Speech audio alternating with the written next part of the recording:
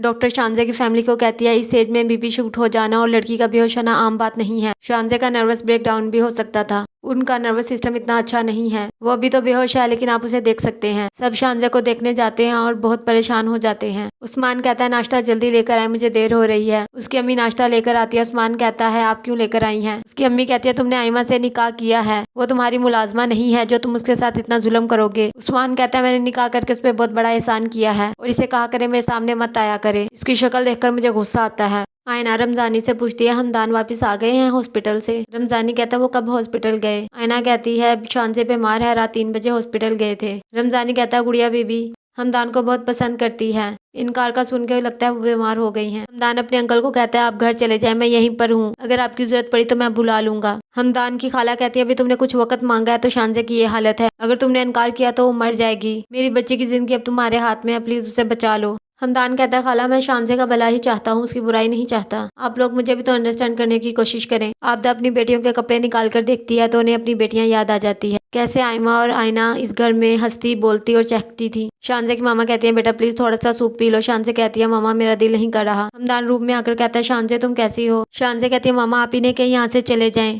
इन्हें कहे मैं जिंदा हूँ, मर नहीं गई इनके बगैर, और अगर मैं मर भी जाऊँ तो मेरी फिक्र करने की जरूरत नहीं है। हमदान घर आता है तो रमजानी उन्हें पानी देता है। रमजानी हमदान को कहता है कहीं आप आयना बीबी की वजह से गुड़िया बीबी को मना तो नहीं करे शादी से? मुझे तो ये कोई माकूल वजह नहीं लगती। हमदान कहता है मैं रिश्तों को पूरी ईमानदारी और खुलूस से निभाना चाहता हूँ लेकिन मेरी कोई बात समझना ही नहीं चाहता। अमजद कहता है ये सब कुछ तुम्हारे बांझे की वजह से हुआ है। शानजे की मामा कहती है मैंने आज हमदान की आंखों में मजबूरी देखी है, वो हमारी बेटी की मोहब्बत है, हम उसके साथ जबरदस्ती तो नहीं कर सकते। आयना हमदान के पास जाती है और कहती है आप काफी दिनों से परेशान हैं। हमदान कहता है नहीं ऐसी कोई बात नहीं है, मुझे अपनी परेशानी तुझसे साथ शेयर करना अच्छा नहीं लगता। आयना कहती है सॉरी, नेक्स्ट टाइम मैं ख्याल रखूंगी। हमदान कहता है सुनो तुम्हारे एग्जाम्स कब स्टार्ट हो रहे हैं? आयना कहती है नेक्स्ट मंथ से। हमदान कहता है अपनी स्टडी पर फोकस करो। आयना कहती मैं भी किसी पर बोझ नहीं बनना चाहती। रजा हमदान को कॉल करता है। हमदान कहता है तुम्हें भी बाकी सबकी तरह लगता है शानजे की ये हालत मेरी वजह से है, कोई भी मेरी परेशानी को समझ नहीं रहा। उस्मान आयमा को कहते हैं ऐसी शक्ल क्यों बनाई है, कौन मर गया है? आयमा कहती है कि तुम हो ही घटिया इंसान। उस्मान कहता है मुंह संभाल कर बात करो। आयमा कहती है मुझ पर हाथ उठाओगे, मुझे घर से निकाल दोगे या आग लगा दोगे, मुझे अब किसी चीज से कोई फर्क नहीं पड़ता। आयमा गुस्से से उस्मान पर छुरी उठा लेती है। उस्मान कहता है देखिए अपनी पागल भतीजी को मुझे मारने लगी थी। शानजे की मामा कहती है बेटा तुम क्यों खुद को परेशान कर रही हो और हमें भी, हमदान ने सिर्फ वक्त मांगा है। शानजे कहती है वो मुझे टाल रहा है, उसकी जिंदगी में कोई और है जो उसे मुझसे ज्यादा अजीज है। आयमा रमजानी को कहती है मैं कहीं काम से बाहर जा रही हूँ, अभी आ जाती हूँ। आयना गर्ल्स हॉस्टल का पता कर लेती है और वापस घर आकर हमदान को कहती है जो आपकी जिंदगी में बहुत कुछ चल रहा है, आप अपनी जिंदगी में जो भी करना चाहते हैं करें, आप शानजे से शादी कर ले,